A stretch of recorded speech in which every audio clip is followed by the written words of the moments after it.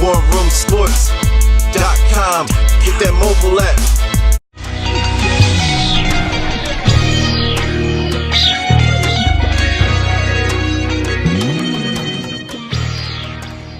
Presented to you by HeavyInTheGames.com in conjunction with warroomsports.com.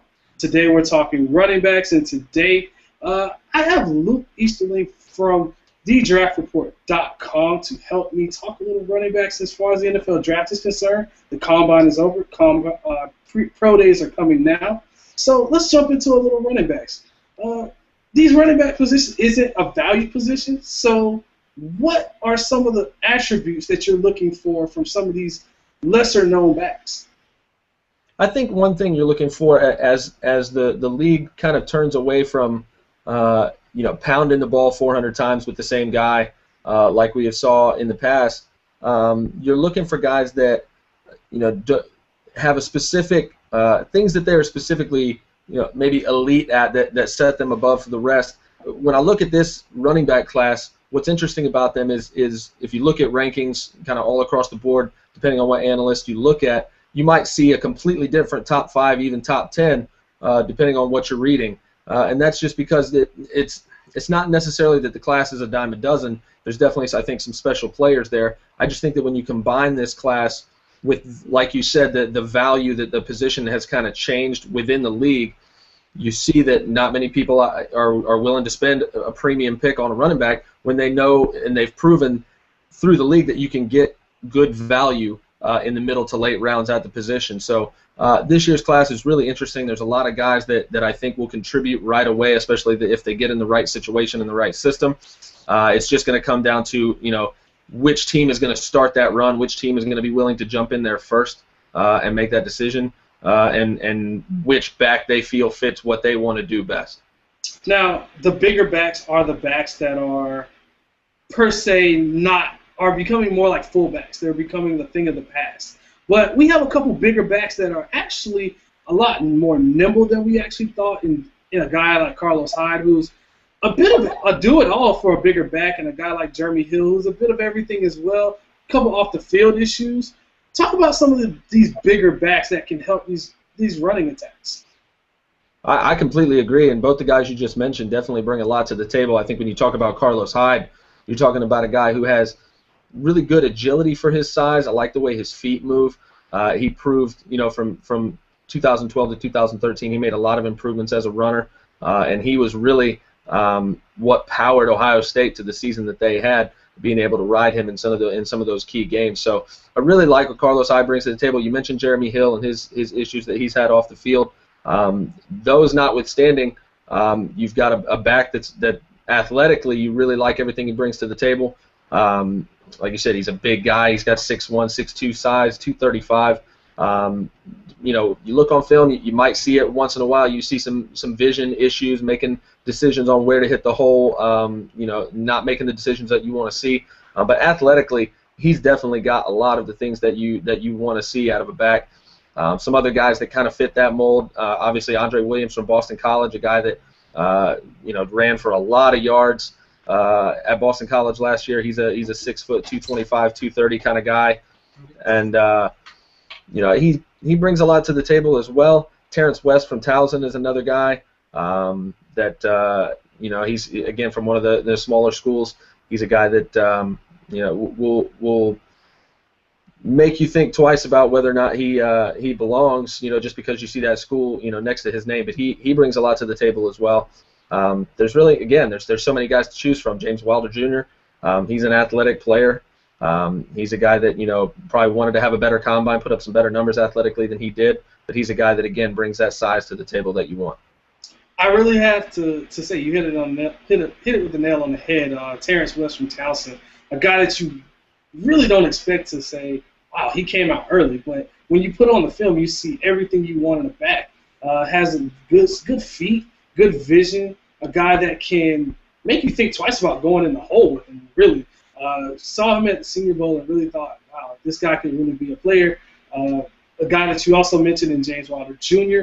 From my neck of the woods. Tampa, Florida, like what I saw from him. I played high school throughout his high school and NFL and college career at Florida State. off the field issues, obviously, but he's a versatile guy. I mean, ultimately, you could put him at a fullback position if you really have to. You can put him in short goal line situations. He's not the fastest guy, but he will make you think twice about going in the hole. And Andre Williams from Boston College, you mentioned as well. He's a one-dimensional runner. That's the only thing that concerns me. I don't think he has the softest hands in the world. But if you're just looking for that guy like a Ben Jarvis Green Ellis, that's your type of guy, then that is the kind of guy you want in this draft because he's a very consistent runner, doesn't fumble much, is just a hard worker and a guy you want in your locker.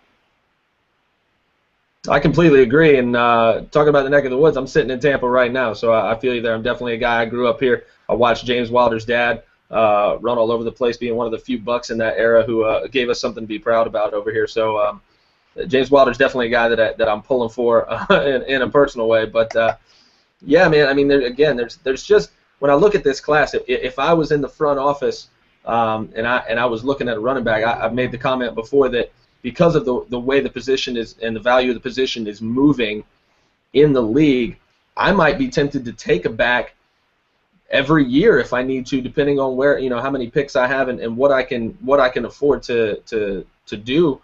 I would look at doing that because the shelf lives of running backs by the time they get to 30 years old, you're seeing teams put enough tread on them to not want to give them big contracts again and just moving on to the next guy. So I think when you look at a class like this and you have so many different backs that bring so much to the table, but you might be able to get a guy in the 4th or 5th round who ends up being just as valuable as the guys who will go in the 2nd. So I really think we're going to see maybe not a lot of elite players at the position come out of this class, but we're definitely going to see some guys who can contribute right away and contribute for a while. Definitely. And now we have the bigger backs. Everyone loves the power back. But the NFL has gone more to the receiver running back hybrid kind of guy. The DeAnthony Thomases, the Dree Archers. Even I can throw a guy like Devontae Freeman from Florida State in there. Guys that really can do it all. And with DeAnthony Thomas, a guy who in the beginning, his freshman year, his sophomore year, lit it up. And I think with that, you thought, okay, his junior year, he's really going to take that next step. But I've been one of the people that said he's more of a role player. He made a lot of his plays when you had LaMichael James, Kenyon Barner, and others in the backfield with him, and he can just he's more of a decoy to make those guys, free those guys up in the backfield or whether it's in open space. This guy is electric, but he also has injury issues. And I think a guy like Dree Archer, who you can get later on, maybe 4th, 5th round, maybe he might not be there now after putting up some pretty good combine numbers, but that's a guy you can get for value versus spending a higher pick for a DeAnthony Thomas. I completely agree, and you hit the nail on the head when you talk about DeAnthony Thomas. And my biggest concern with him is that I just don't know if he can stay on the field, and if you can't do it at the college level in an offense that I really think was built to accentuate his strengths as an athlete, I really wonder about his ability to translate to the next level and have a bigger impact there than he did in college when he, like I said, he already couldn't stay on the field enough at Oregon. And you mentioned LaMichael James. You look at the way that he has struggled to translate and really be the same electric player at the next level that he was at Oregon, and that really doesn't set a good precedent for DeAnthony Thomas being able to come in and make an impact right away. Dree Archer, like you said, I'm to the point now where after the combine numbers we saw, I feel like he might be a bit overdrafted. I think you might see him, creep up. You may see a team fall in love with those numbers and take him in the 2nd round, much like we saw Dexter McCluster go that way after just wowing teams with his athleticism. So if Archer is a guy that's hanging around in maybe the late 3rd round, if I'm a team that has multiple picks in that round and I'm looking for a guy that can jumpstart my offense, maybe not, like you said, a guy that's going to give you every offensive snap, but a guy who's going to give you 15, 20, 30 snaps a game in certain packages where you have stuff drawn in, much like Seattle did with Percy Harvin towards the end of the season, where he can come in and give you, really give you some bang for your buck. I think that those are two options that definitely will be interesting to see where they go. Now, I saved this last name for last with this one, and that's Antonio Andrews, Western Kentucky, a guy that I really, really think could be a sleeper going in, maybe a 4th-round pick. Don't let him come in and be a bell cow, but he could be a good rotational guy and eventually be your starter down the road. One of the better backs in college football. I really got to say, Western Kentucky has been putting out some pretty good running backs the last couple of years. Bobby Rainey with the Tampa Bay Bucks, as well as now Antonio Andrews going forward. Talk about Antonio Andrews a little bit. I think Antonio Andrews, when you talk about, like I said, coming off of the combine, he's a guy that going in, we really expected him to showcase his athleticism in those drills and in the times that we saw.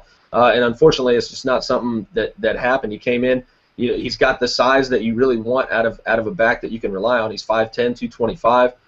Did 20 reps on the bench, so he showed some strength there. But when it comes to a 4.8, 240-yard dash, I'm personally not the kind of guy that puts too much stock into that. What that does, when I see something like that, is I immediately just go back to the tape and I say, is he as fast as I think he is, or is this showing me something that I'm missing here?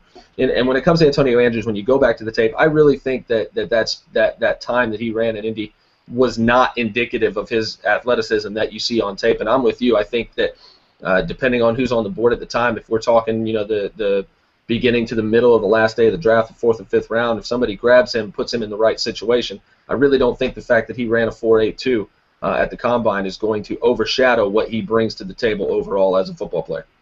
And to go back to Dre Archer, the comparison I've seen from him in the last couple of years that I've had a chance to watch him, and he really came on to me late in the season for 2012. His speed, he's more of a shifty guy than versus what Chris Rainey was at Florida, who was more of a straight line speed guy. But those guys really compared well. And I think the NFL is going more towards that smaller back because of the way the NFL has become more of a passing league. You can put these guys and split them out wide, and because it's so much of a shotgun league now, it's like having another receiver. And if you can't catch, which hurts a guy like Andre Williams, then you're not going to be on the field as much. And being a running back, just like a fullback, just like a run-stuffing middle linebacker, if you're not on the field for all three downs, you become expendable.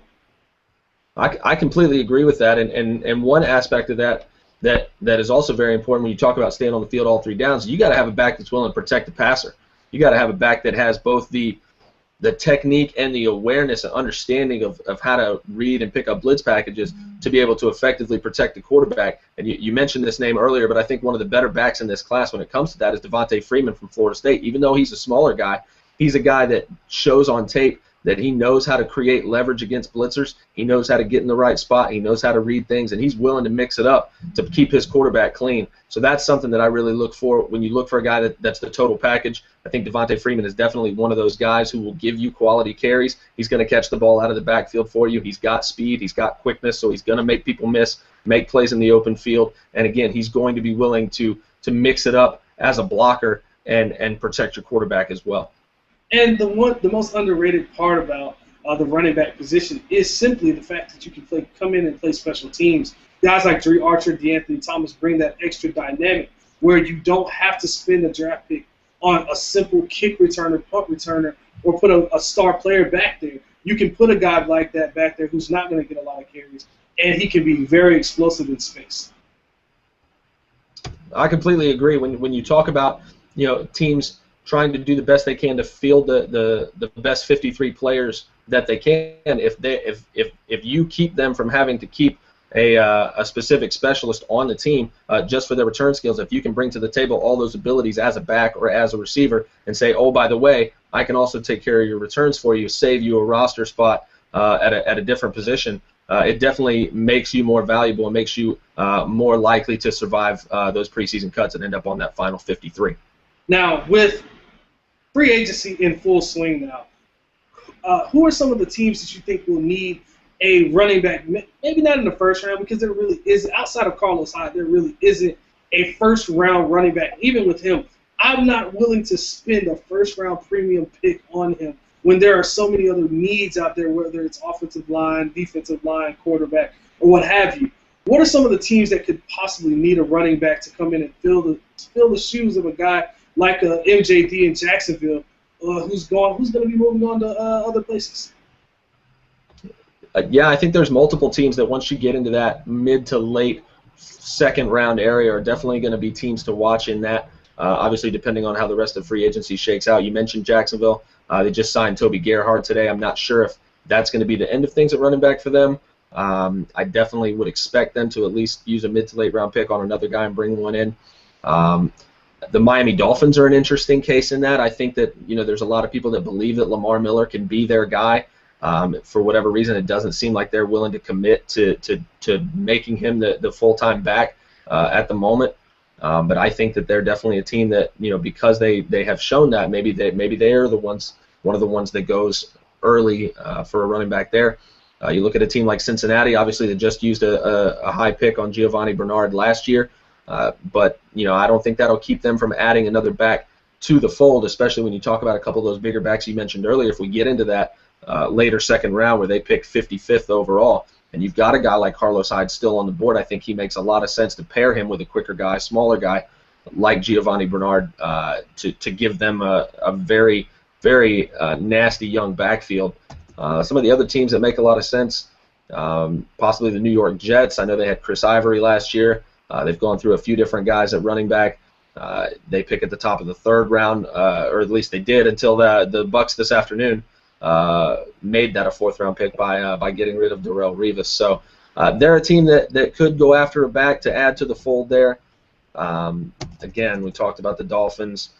Just kind of looking through here at some of these teams, I think that when it comes to running backs, you can never have too many. I think you mentioned the Buccaneers earlier. I think that they're a team that proved last year that you can never just be okay with as many backs as you have. They lost Doug Martin to injury. Mike James came in, who was a sixth-round pick and a rookie. He came in, got injured after playing impressively in the short time he was there. And as you mentioned, from Western Kentucky, Bobby Rainey kind of comes out of nowhere and gave the team some really quality carries. But again, you're only a play away from losing that bell cow back. So I think that even some of those teams, we may look at the roster and say, I don't know if they need to go with running back because they've got this guy and this guy. I don't know if that'll keep them from adding a back in the middle rounds just because of that. I think Cleveland, off the top of my head, is a team that definitely could be looking for a guy to ride as their bell cow back as well. Again, there's multiple teams. I think we might be surprised maybe about some of the teams who go at running back early based on what they saw in the workouts. I think the one team that keeps coming to mind is the Baltimore Ravens, and I think with them, you have Bernard Pierce, not all that impressive this past year. Ray Rice getting up there in age, more than likely in the near future getting rid of him going forward. The Ravens, though, they're one of those teams that they can find a back later in the later rounds. Versus a team maybe like the Eagles or the Raiders or the Cowboys or, like you said, the Dolphins, who they're more prone to draft a running back earlier than late, simply for the need for that system. Yeah, I mean, you make good points, and obviously, with certain things up in the air with Ray Rice and what's going on off the field with him, and like you said, Bernard Pierce, having a bit of a down year compared to the year he had before. Again, it just comes back to the fact that you can just never have too many horses in the stable when it comes to the running back position because they take such a pounding. I think that, honestly, there's no team in the NFL that would surprise me by taking a back in the second or third round. Now, the 2014 class is more of a weaker class for running backs. You'll have to wait till the 2015 class for guys like T.J. Yeldon and Tory Gurley, or Todd Gurley and Keith Marshall and guys like that. And that's going to be that's another discussion for another day. But the running back position is not that great this year. I think there will be a run of running backs, maybe third, fourth round, where if you get them now, because if you don't, you're going to be stuck with a guy that you maybe wanted to replace going forward. Before we get out of here, though, I want to play a little game of stock up, stock down. Post combine, going into pro days. Who are some of your stock up, stock down running backs that are really impressing, even maybe disappointing you going into the pro day?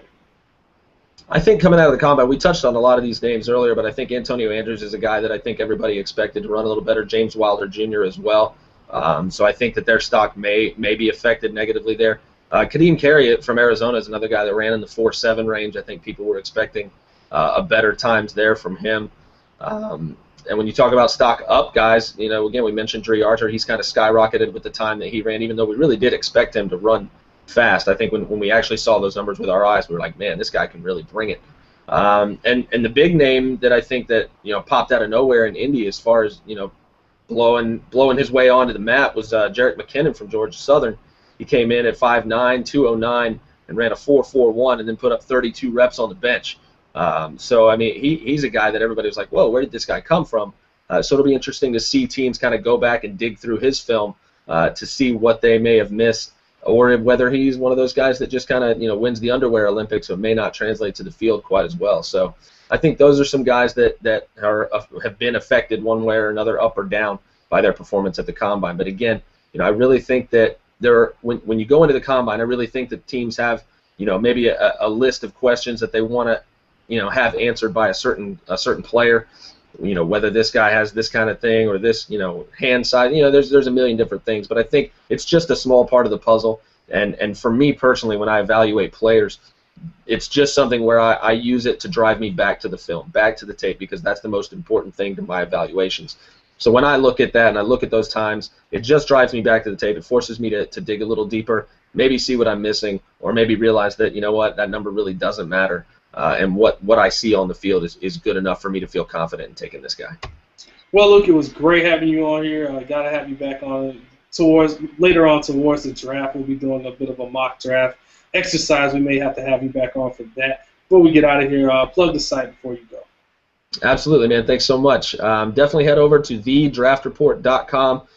We've got a lot of cool stuff for you guys. We just redesigned the site about a month ago, so we've got some new stuff up there. I've got a 3-round mock draft with some trades up. Obviously, we'll have that updated in a couple weeks as the dust kind of settles from free agency.